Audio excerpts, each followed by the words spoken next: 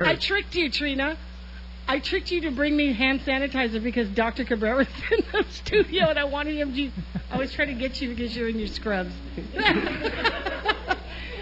I know, sorry. She's like, I'm going to kill you later. But I did need hand sanitizer because the doctor's in the house. Good morning to Dr. Felix Cabrera, who's the chief of the Department of Medicine.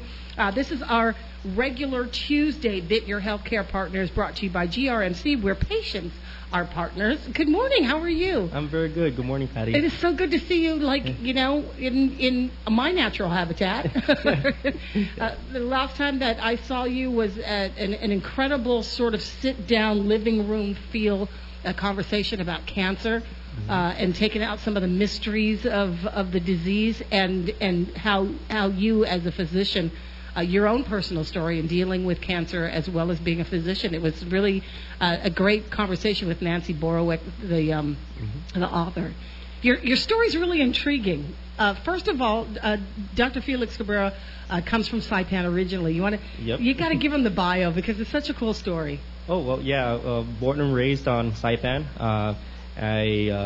I left Saipan about middle of high school, went stateside, finished high school, believe it or not, in Lexington, Kentucky, of all places. Wow. My sister was there during grad school, and so I joined up with her. But I went to Seattle, went to University of Washington for both undergrad and med school. Then found myself at Yale School of Medicine for my internal medicine residency, and then after I was done with that, I came back home. Yeah. And that was about 6 years ago when I came back. Well, you came back home. A lot of kids don't get the opportunity, number one, to go to a great school like Yale. But the point is that you could have, with your education and, of course, your training and experience, you could have easily been raking it in on the mainland, wouldn't you? Well, that depends on how you define raking it in. Yeah, well, raking it in, is the choice between staying on the mainland and, making a pretty good, profitable living, or coming home and wanting to be a doctor to its people. Yeah, well, I think my number one priority was to be happy, and being home was going to be the definite pathway to my happiness that was going to last, more than just a couple of years, but for the rest of my life. You did. So it was your intention to come back to Guam all the time. Yeah, I was. I think living in the East Coast for 3 years, I think that made me even more homesick and wanting to come home. So not even a few days after graduating, we were booked our flight and we're flying back home. Well, I don't mean this to be irreverent at all or insulting, but you're kind of like the golden boy right now. In the world of Guam doctors, that is. I mean, you've had some incredible experiences just in the short time that you've been here, and you've risen through the ranks to have several different positions within the medical community. Well, I think that's quite an overstatement. I think I'm just trying to do my part here, but I think you are correct that I've tried to find different creative ways to impact the healthcare, not just for Guam, of course, but because I feel I'm the son of the whole Mariana Islands, and which includes Saipan, so in ways that I can affect healthcare in a positive way for all our islands in our region. That's really I try and find those paths and try to do my best along those paths. Coming back here and seeing the kinds of diseases that afflict our people, and seeing, knowing the lifestyle because you grew up in it.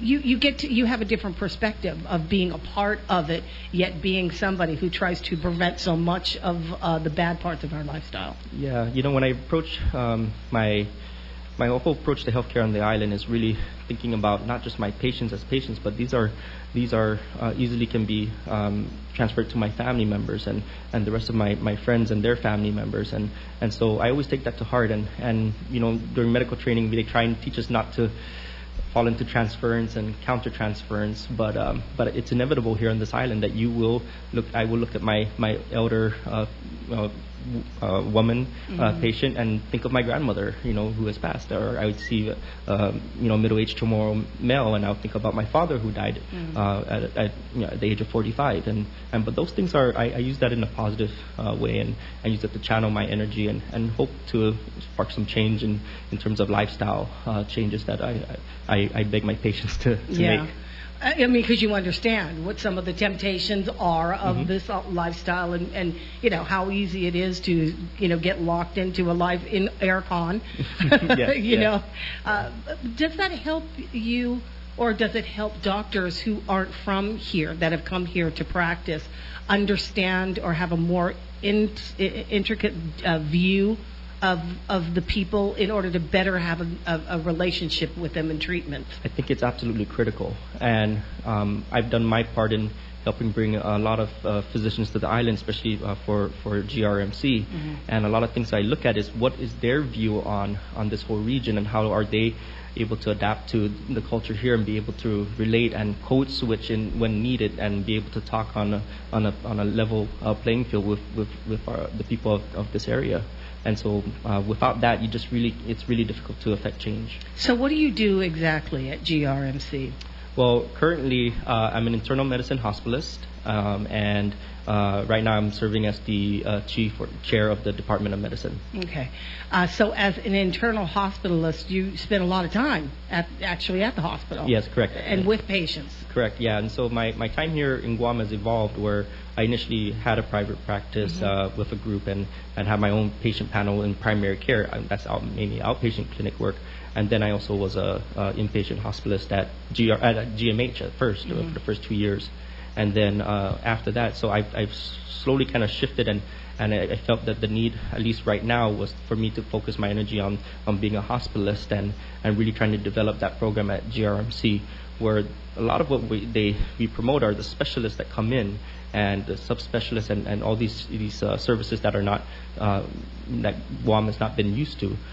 But what a lot of the public and a lot of people don't really understand is that there's still the backbone of the hospital, and that's the patients that come in for your regular bread and butter diseases that affect most of the people on the island. You don't need a specialist to treat somebody with pneumonia or cellulitis or a straightforward heart attack. A lot of times you can take care of that as just with an internal medicine doctor who focuses on hospital medicine, and you can actually do a very good job of that. Does Guam have an issue with not having enough hospitalists? Is that a position that's hard to fill? Oh gosh, that was the bane of my existence, I think, initially when we first opened. And again, that was because of our concerted efforts in trying to bring in specialists, where we just didn't have enough hospitalists. And as our hospital grew and we filled to capacity, we needed doctors to staff this. And we also took a very different approach, where we make it mandatory for our physicians, our hospitalists, to be in-house 24/7, so on a shift basis, and not necessarily managed from home like some physicians are forced to do because of their daytime clinic, for example. But with this, we've been able to actually improve our numbers drastically, and so right now we have a pretty solid team that I'm actually very proud of, and it's really rewarding to see them work and really work as a team. So whenever you come into GRMC, when you're admitted, you don't have just one doctor taking care of you. You have a whole giant team of physicians that are constantly thinking about about what your needs are, and trying to not just make sure that you follow the standard of care, but also how can we be creative if you don't have access to that standard of care. Yeah, that's one of the crucial positions, and it sounds to me like that is one of those the role that you have is you've got so much more of an opportunity to deal directly with the patient for a longer period of time. Yes, absolutely. And so you become real familiar with the care, the process, the treatment that they're receiving. How much different was that when, as a hospitalist doing what you're doing now, and then when you were in private practice on the other side of that? Well, there's gains and losses in both sides. What we've seen in the country, especially since the late 1990s, is the development of this hospitalist, which is a kind of a subspecialty in a way of internal medicine, but where it's been a focus because it's health information and medicine has been just growing and growing. It's just really hard to stay good at multiple things. So there's been a divide and conquer kind of mindset where outpatient doctors focus on outpatient, inpatient doctors focus on inpatient, and that takes a lot of different skills to develop and practice. There's a reason why it's called practice, that we practice medicine, because you really have to keep developing that, and every day you got to keep learning about new things, and so it's a lot to learn and handle, and to do it effectively, you multitasking sometimes is not necessarily the best way to do that. Well, in the last time that I saw you, and I was facilitating facilitating this Yes. discussion at GRMC. Some of your conversation got real sort of deep and emotional, and I wanted to find out specifically how, your faith, your roots, your family plays into the quality of the doctor that you've become. I think especially my first few years here, I was trying to find that. I was trying to find the best way to, how do I utilize my background in order to affect, proper change. And I think what I've learned is throughout these 6 years or so that I've been here, that the feedback I've gotten from patients and their families really helped me highlight what are the things that I think are important in terms of my faith, my family, my cultural values, and how I can relate that. And I'm not specifically speaking about being Chamorro. I'm about just being an islander and being from this area, and what are the things that we hold most valuable in terms of our family members, and how views of quality of life and quantity of life can differ from different cultures even within this island, and really taking that to heart and really trying to understand where our patients are coming from and their family members, and be sure that we can find a happy medium between what they're thinking and what maybe the physician is thinking, and so that there can be at least mostly an agreement on care plans that are placed. But you also get patients, maybe local patients, that have real strong faith values. Absolutely. And it's difficult to get away from or drawing the line, or drawing the line between patient, the patient medicine, and a person's faith in what they will or will not do in terms of treatment because of their faith. What I always say is, in the very end, the patient is the boss. Okay, and what they say is what I will follow, and I will back them up. My job is to make sure that they absolutely understand all their options, and do my best job to do that. And sometimes that's the most difficult part. And if my patient can understand both parts and choose the part that's more inside of their faith, I'm more than happy to oblige and be sure I support that for them. And I felt that they have an opportunity to practice their own autonomy. And that's a cultural thing as well, because some patients don't want to practice their autonomy, that they really prefer a more paternalistic approach where the physician actually leads the way, right? Yeah, I tell them what you would say. What would you, doc? So I say, well, I give them my professional opinion first, and then on the side, I kind of speak in the side of my mouth and say, well, I told you my professional opinion. Now let me tell you my personal opinion, and I never shy away from that, because that's me being real. That's me connecting with them, and them really seeing me as a person that, if I feel very strongly they shouldn't do this one option, then I let them know that if this was my grandmother, if this was me, I wouldn't do it. And people they want to hear that. They want to know that you are, involved in that process. What about the incorporation of Chamorro medicine? I think that's in fact, up until recently, I actually served on the board for the Ahmed Farm as a Western medicine approach to how we view local medicine. And I grew up using local medicine myself. I mean, my mother used to take me to a Suruanu, and we used to, rub stuff on my belly and things like that. Yeah. But make you drink stuff. Make me drink stuff. Yes. And my approach is, as long as there's no obvious danger to it, I really think it's a very powerful adjunct to their care, and so I'm always very much in support of it.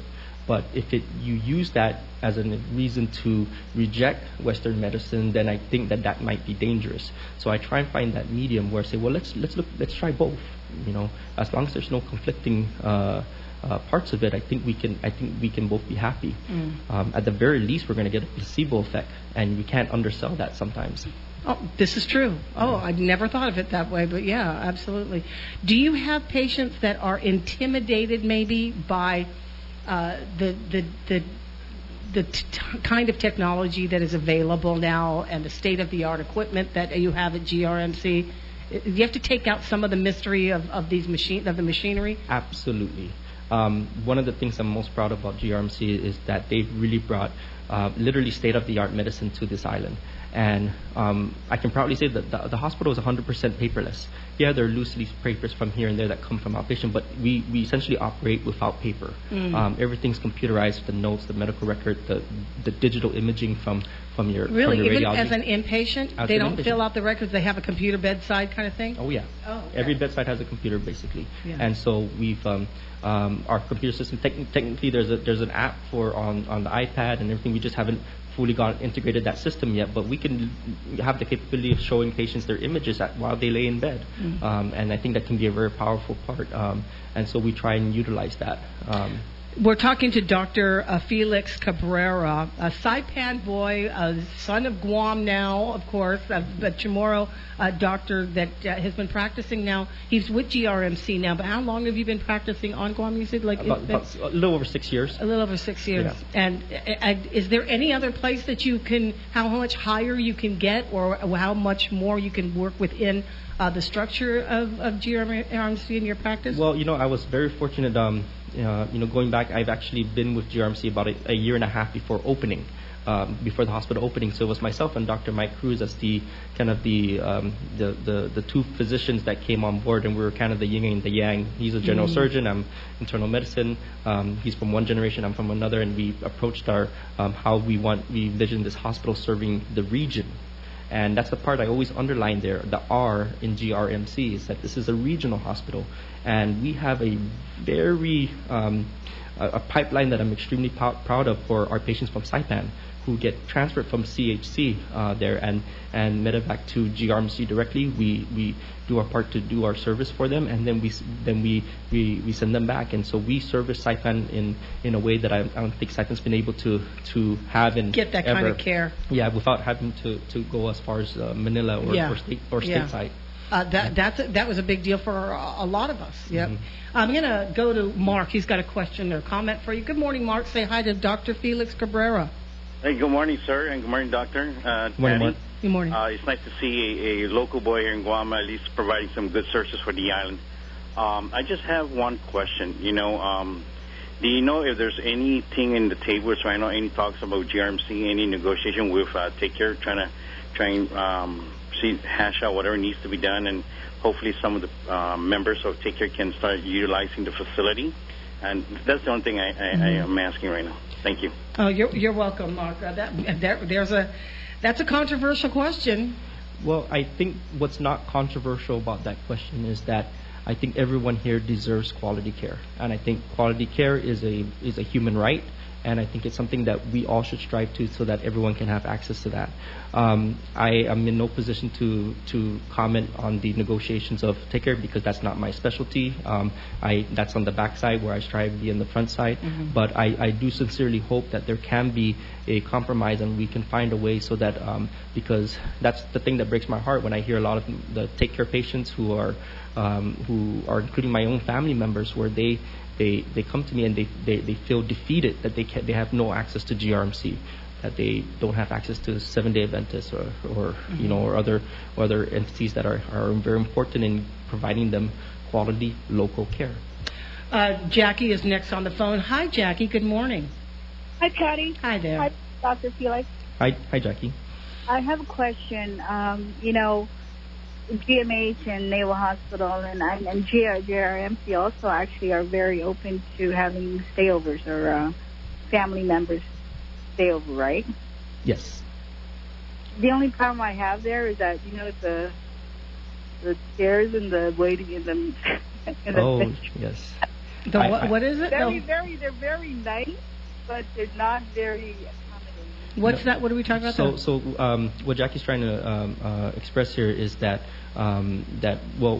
GRMC, there is we always allow one family member or to sleep over and be in a caregiver role for their patient. Right. The issue and I am happy to say that we've addressed this issue, and there is a solution in the works, in that there is no comfortable sleeping area for this family member, and that we have chairs, but not a fold out. Reclining ones. Yes, something that can fold out. We do have several throughout the hospital, but they're mostly for the pediatric area and the labor and delivery area, but not for the rest of the medical surgical wards and the ICU. So I'm happy to say that there is a solution in the works, and that we made it a major priority because we've listened to our patients' feedback, and so I hope that we can provide that soon, and that you don't need the services of GRMC, but if you do, that will, or your family member does, that we can accommodate that for you. Well, I've been a member. I've been a patient for the past couple of August and September, actually. Okay. One, my husband and myself. So I know firsthand the trouble that we had with that. All right. Well, and it was very good. I know they appreciate having us there to help with the absolutely, extended care for the nurses and stuff. So we gotta. Those chairs are nice, but not really working. It's hard to smuggle in a futon. I know. Yeah. Hey, Jackie, thanks for the absolutely. Thanks for the comment. That's an interesting point about overnight caregiving. Is that an island thing? You know what? It really is. When I in practicing stateside and during my training in multiple hospitals, from major institutions to community hospitals, that it wasn't very common for overnight stayers, to even family members to be there. Of course, in pediatric sense, yes, but for adult patients, that I never really saw that as something that was very common. And it was one of the things that was striking as soon as I came here to Guam in my first couple of years at GMH, was that there was always a family member there, and they were called the caregiver, the designated, in fact, the short names, that they're the designee, and that the nursing staff really rely on the help of these caregivers, because they are their eyes and ears in their... Something happens. Absolutely, because the staff is stretched thin in certain circumstances, and it's an integral part, but I think the key part here is that part of bringing healthcare here to Guam is so that people don't have to travel off island and be away from their family.